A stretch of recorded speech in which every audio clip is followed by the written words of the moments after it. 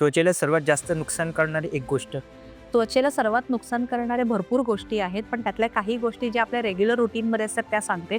सगळ्यात पहिलं जे कारण असतं ते म्हणजे तुमचं झोप वेळेवर नसणं आणि झोप प्रॉपर 7 ते 8 तासाची नसणं.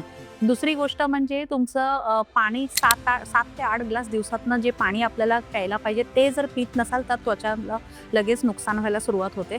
आणि तिसरी मेजर गोष्ट म्हणजे जर तुम्ही सनस्क्रीन लावत नसाल तर फोटो एजिंग व्हायला लवकर सुरुवात होते. ओके. ग्लो वाढवण्यासाठी एक बेस्ट होम रेमेडी.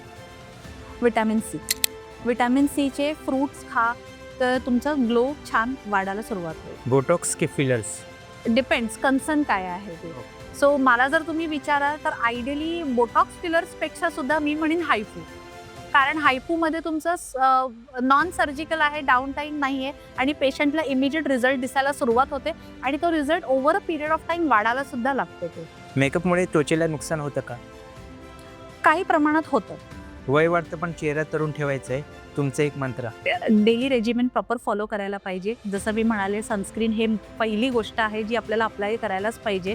मॉइश्चरायझर हे कंपल्सरी, स्किनला हायड्रेशन पाहिजे. जेवढं तुम्ही हायड्रेट कराल तेवढी तुमची स्किन चांगली सॉफ्ट राहील आणि प्लम्पी राहील आणि जेवढं तुम्ही सनस्क्रीन अप्लाय कराल तेवढंच तुमचं फोटो एजिंग कमी होईल.